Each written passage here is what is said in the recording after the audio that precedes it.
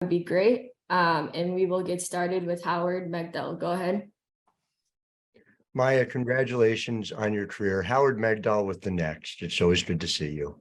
I just wanted to ask you if you could take me back to the night that you and your teammates wore the shirts that say change starts with us.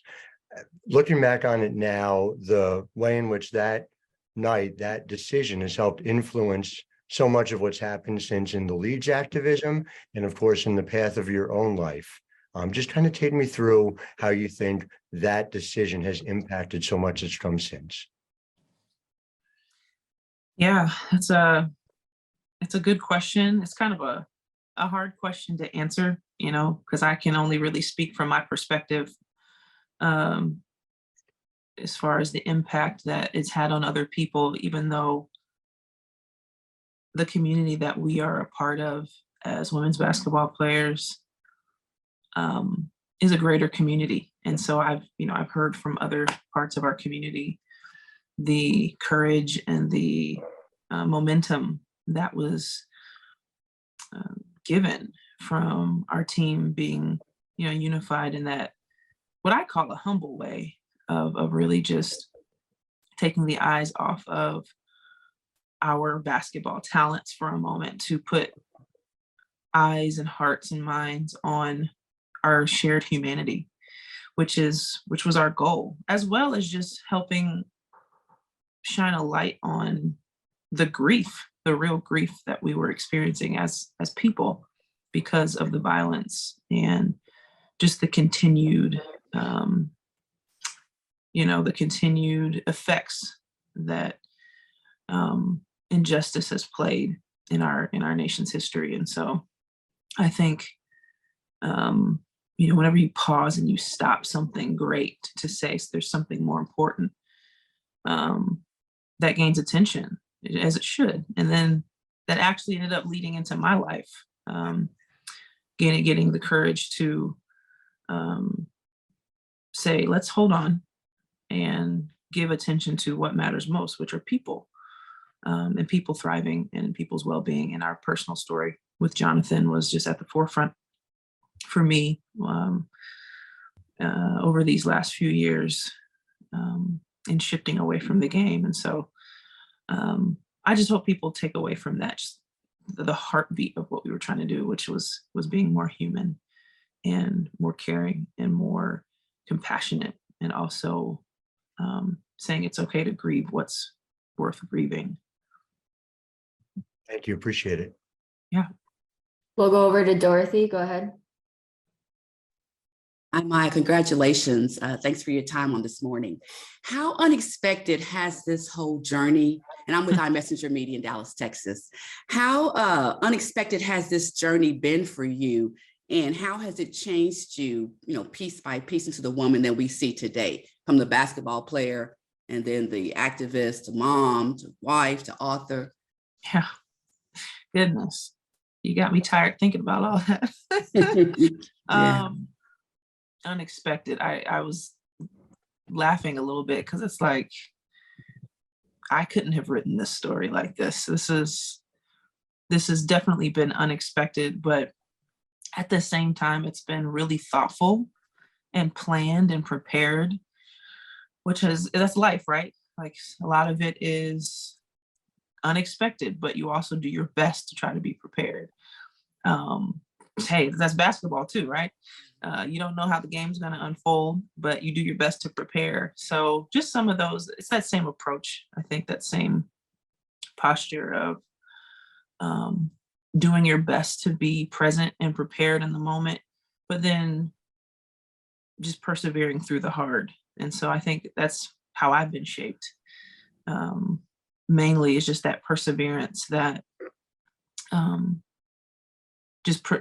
persevering through the hard and the unexpected because of love, because of your relationships and the bonds that you have, and learning the importance of really forming meaningful, deep bonds as best as you can, because that's where you really find your purpose in your life. And I think that would be the final way to answer your question of how it shaped me, just the different relationships that I've been able to form through the path that I've been on, whether that's through the basketball side of things or the family side of things with the Jonathan journey side of things.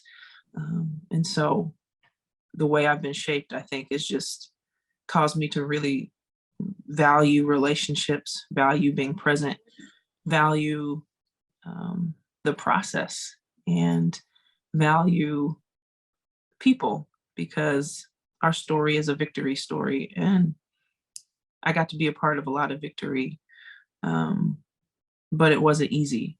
It wasn't easy at all. Every victory you see 100 different moments of perseverance. So I'm glad we have gotten more of a chance to talk about that more recently. Thank you. Mm-hmm. We'll go over to Charles. Go ahead, Charles. Charles Harmon, Minnesota spoken recorder. Congratulations, Maya. Good to see you. Thanks.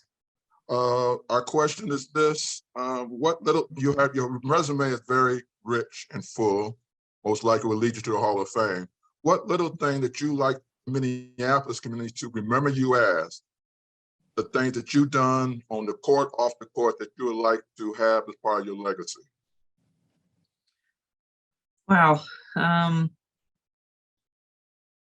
I was somebody when I was playing, I always tried to bring energy. I always tried to bring light and joy and intensity, to what I was doing. I hope people saw me as someone who gave all she had in whatever she was doing, whatever play it was, whatever moment I was engaging with a person. I tried to give my all in those moments. And but also somebody who looks beyond the craft that I pursued, and try to value people. Having a proper perspective, having a healthy, life-giving perspective about, where people fit into this journey of life that we're in,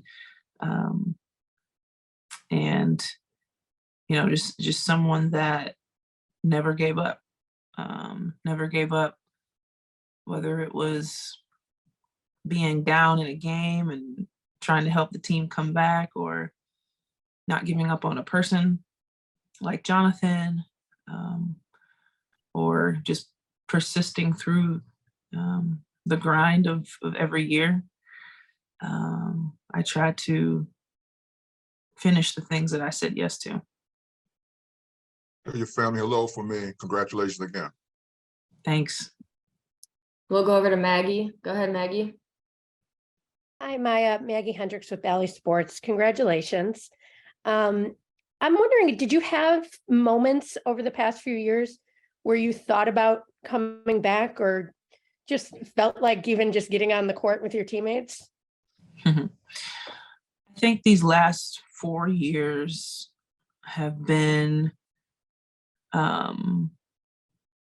just so focused on what I was doing at home, what I was doing with Jonathan, in my community, and also just trying to learn a new rhythm outside of playing, that I didn't really wrestle with a desire to want to switch that pace up, and that where I was present. But it was very hard at times to kind of accept, like, Lindsay retired, and then Simone retires, and Rebecca, and now Sil, and missing my teammates. Because as you guys would watch us, over that 8-year stretch, our chemistry was just awesome. I think there's very few teams that had a core like we did, with such good chemistry, and teams with such good chemistry. So I miss that more than anything. But I was very focused on just trying to be well, have a good rhythm, having to get more rest, and the emotional and mental energy that it took to do all the things that I've done these last 3 years. So I was very full, if that makes sense. Like I was so full and focused on what I was doing that I wasn't just sitting around like wishing I was playing again. I think I just felt such a sense of purpose in the direction I was heading that it wasn't, there wasn't a wrestling with that going on. Okay, thank you so much. Yeah. We'll go over to MA. Go ahead. Yeah, my MA vocal from ESPN.com. There's so many and probably hard to narrow it down, but do you have a favorite game or moment memory, both from your UConn and Lynx careers? And what role do you see basketball playing in the rest of your life with everything else you're doing? Okay, UConn. Man, it's hard to pick just one. Man, I think probably, honestly, the preseason in my sophomore year. So the first year we went undefeated and won every game by 10 points or more. It was Renee's senior year. That preseason, those 5 weeks in the fall before the season got started, and we were training our tails off. We were so motivated, having lost in the Final Four the year before, and our team chemistry just shot through the roof. And we were just all so focused and unified in that grind, getting up early, 5:00 a.m. In the gym, doing weights and playing pickup and conditioning. And we even had a nutritionist, even before nutritionists were common. Like we were just super focused and locked in. It ended up leading to what, you would see in those next few years. No, it's not like a normal memory, but I just remember that grind of the preseason being like memorable and just awesome. And then for the Lynx, watching Simone get her first championship and finals MVP in Atlanta in 2011 was super sweet. And to do that in one of my home states, such a sweet memory. And also watching the feet of all those little babies when we were in DC to celebrate our 4th championship, I believe. We ended up being able to have the Jordan brand and Nike donate shoes to some school kids in the DC area, and we got to partner with an organization that washes people's feet and gives them new shoes. It was just so sweet to see the look on those kids' faces who probably haven't had people washing their feet like that. And then, I think looking forward, I hope people can find inspiration from my heartbeat for humanity, and engaging in sport in a way that remembers that our humanity is first and foremost in how we play the game, how we leverage the game, how we treat people, how we play the game responsibly. There's just so many ways that you can keep that in mind as you remember, some of the things, and doing things with excellence. Some of the marks and the influence and impact I would hope to have. Thank you. We have time for a couple more. We'll go over to Katie. Go ahead, Katie. Hi, Maya. Excuse me, Katie Barnes from ESPN. You have talked about Micah 6:8 as being a guiding verse for you. How has seeking justice, loving mercy, and walking humbly with God continued to ground your work, especially over the last few years as you've been away from basketball?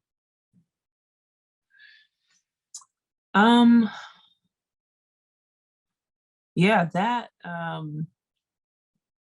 is a part of a narrative in the Old Testament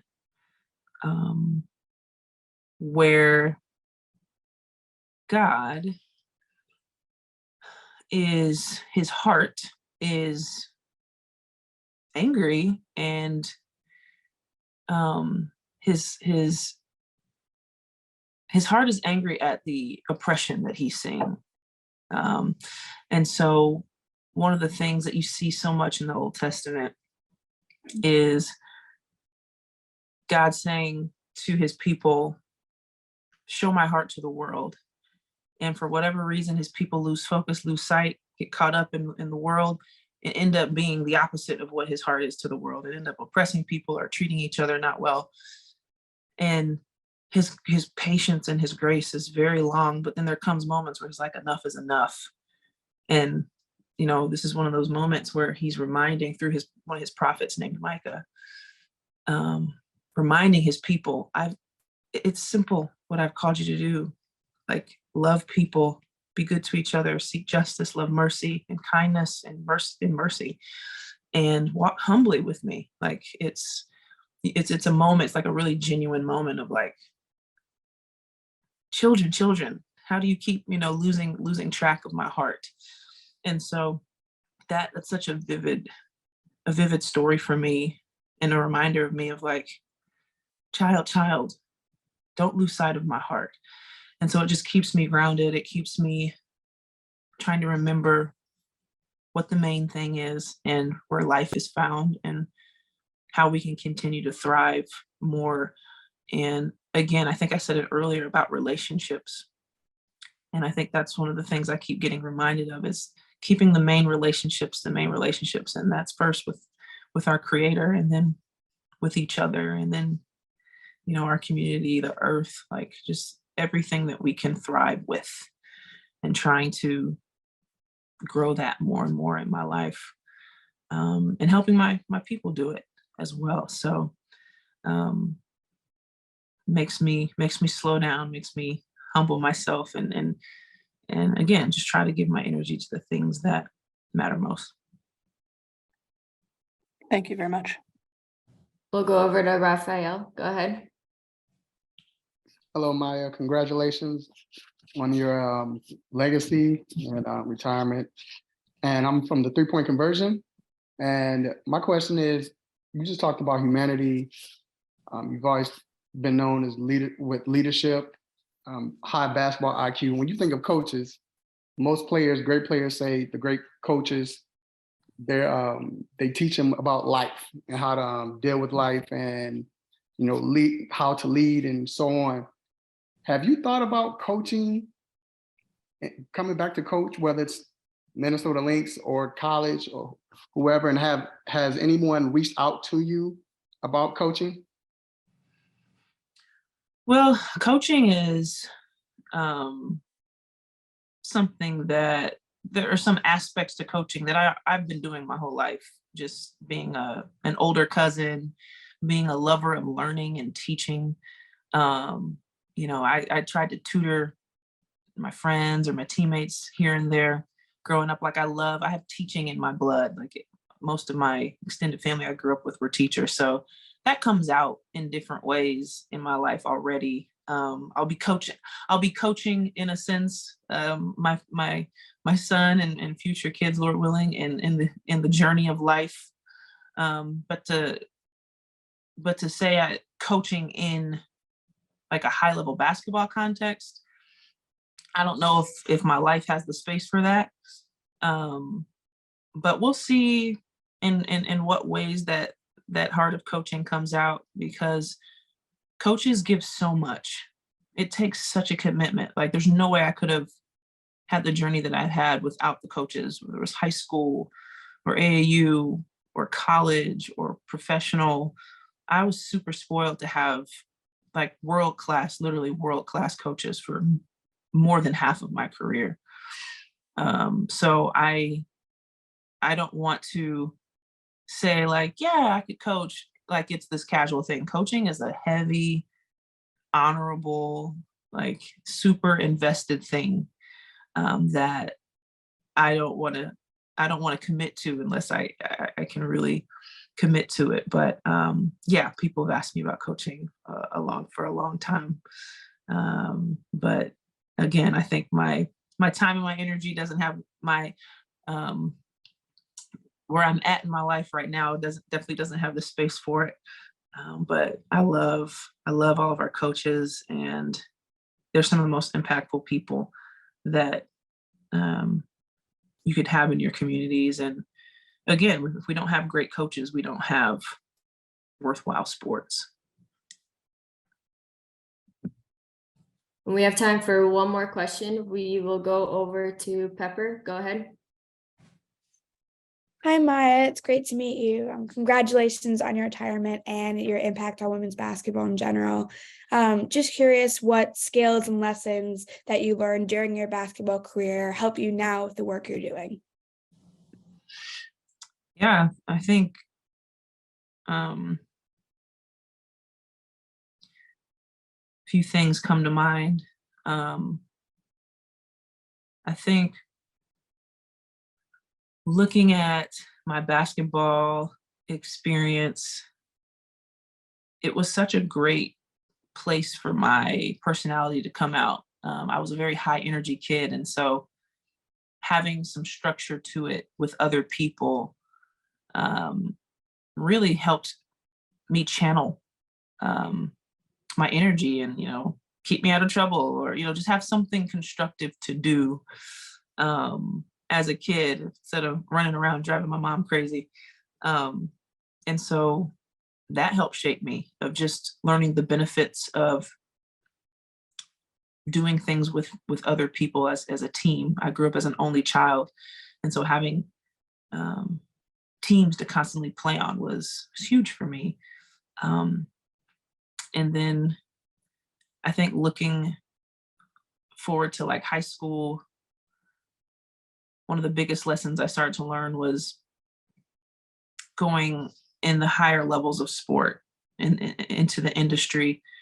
You're a role model, and well, you're a role model even if you're not, but just the importance of representing well and giving people your best so that you can be helpful, and give them something to be hopeful about.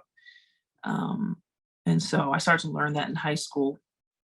And then in college, preparation. That's what UConn was. I learned really at one of the highest levels the value and the importance of preparation and how that affects your confidence. If you are prepared, you're going to be confident. But then also how to deal with working so hard all year and then coming up short and having to overcome really big, heartbreaking losses. Not a lot of losses, but very meaningful losses. And then in the pros, I learned the art of being adaptable and, having to deal with different teams in different countries and different time zones and different tournaments. And whether it was on the USA basketball team or playing overseas or playing in Minnesota, you have to learn how to be flexible and adjust, and continuing to have great preparation skills. And also just the joy of playing with different people from all over the world. So,